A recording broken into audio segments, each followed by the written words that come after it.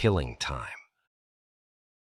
A narrative by way of engineering report, self-examination, and slow-motion sentence collapse. I was sitting still when I first heard it, which seems appropriate in retrospect. It slid across the room, light, off-handed, and seemingly innocent, like the chime of a small bell behind a door already closed. The phrase was, "The fastest way to kill some time is to cancel your plans." And I laughed, which is exactly how the device enters. Through the laugh, it seemed so clever, so self-aware. I imagined a text bubble, someone canceling brunch and justifying it with a wry nod toward entropy.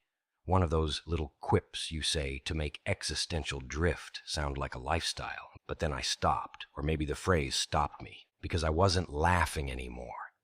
I was sitting in the quiet of the thing, the flat after ring of what it had just done. Something in it stuck like a bone between teeth. I tried to swallow, but my tongue kept tracing back to it, so I slowed it down. I ran it again, sentence fragment by sentence fragment. Let's walk it out, I thought. Let's see what's really in here. 1. The phrase as machine. It begins simply killing time. A casual phrase, deeply worn, like a coin rubbed smooth in the pocket. We all say it. It's what we do in dentist offices, airports, pre-meeting, downtime. We kill time. We're proud of it. It's leisure with a knife. But already there's something twisted. You can't kill time. Time is the frame of everything. It's the water the fish doesn't know it's swimming in. If you kill it, what are you doing? Who are you doing it to? Still, the phrase doesn't argue. It just sits there, nods.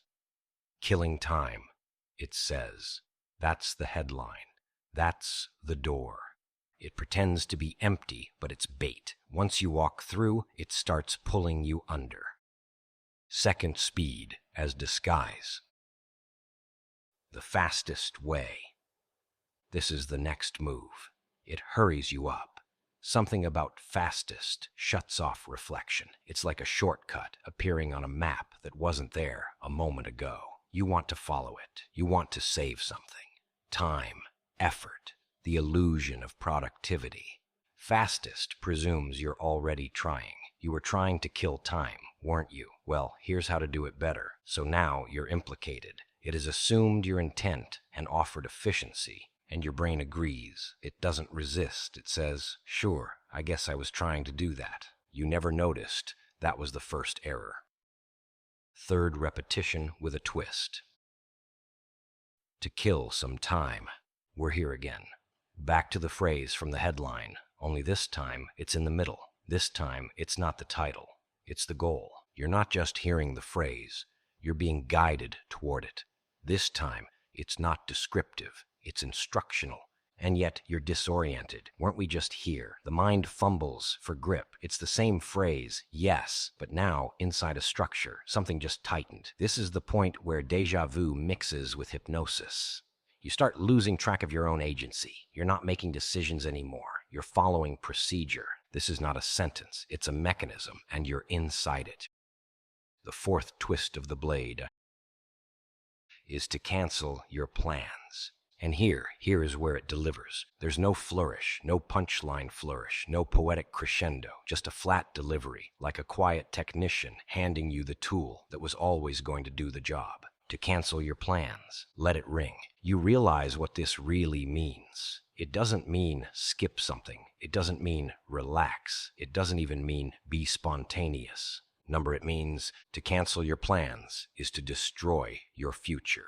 This is the apex of the machine. You just deleted intent. You've unhooked from purpose. You've withdrawn from the forward vector that time rides in on. Because what are plans, really? Plans are the way we bind ourselves to time. They are commitments, orientations, paths. To have a plan is to live inside a sentence that stretches beyond the present. When you cancel your plans, time loses tension. It flattens. You lose the narrative arc. You have nowhere to be, no reason to be. You're just here. And that's what makes it so lethal. V, the vacuum that follows. I've done it before. Canceled something. clear today. Told myself, time to relax. But the moment after the message was sent, something always happened. A kind of weightless dread, a hollow in the day.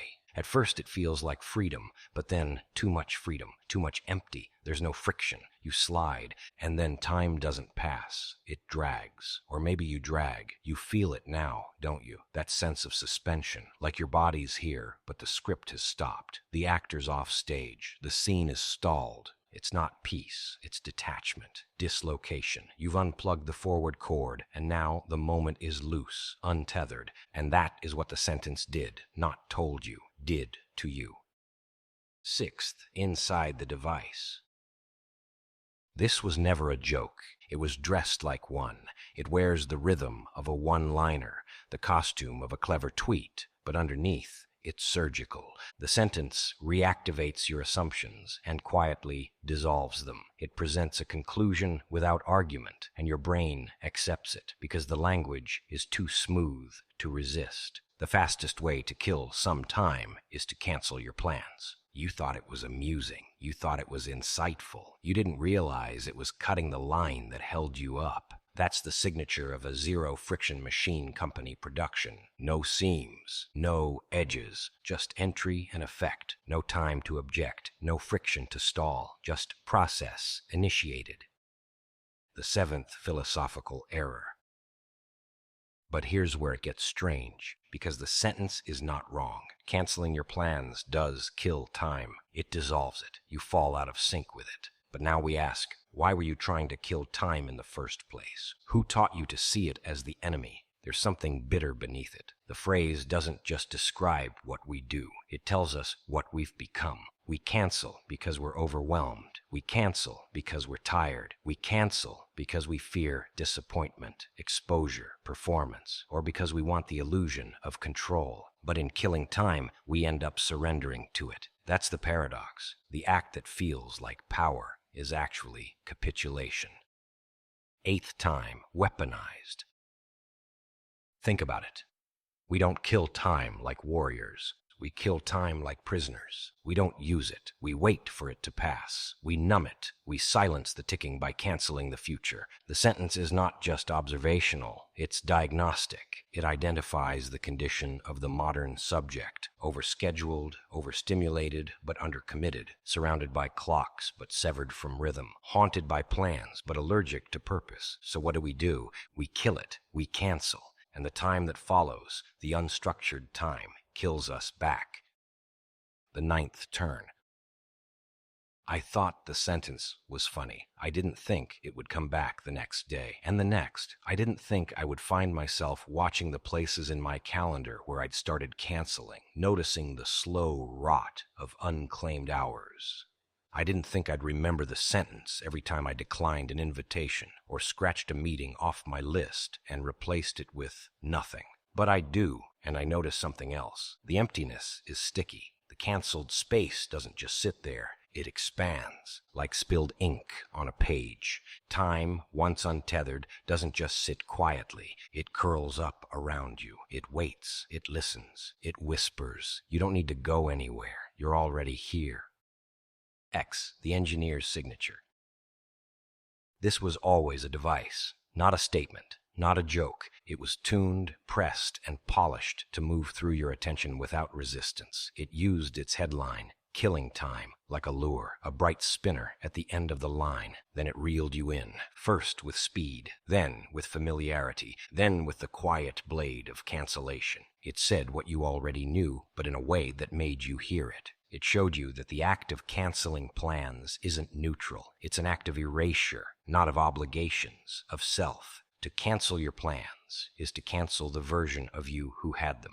To kill time is to let that version die. And this sentence just showed you how. 11th, after the click. I think that's the worst part. That the device worked, that I didn't feel it working until it was done, that I gave it no resistance. I let it in. Now I keep hearing it. The fastest way to kill some time is to cancel your plans. Not as a sentence anymore, as a truth. But there's a countermeasure. There's a way back. You make plans. You keep them. Not for the event, not for the productivity, but to reattach, because time is not the enemy. The enemy is the condition that makes you want to kill it. Killing time, manufactured with zero friction, installed with zero resistance, activated by a single canceled event, and you thought it was just a clever sentence.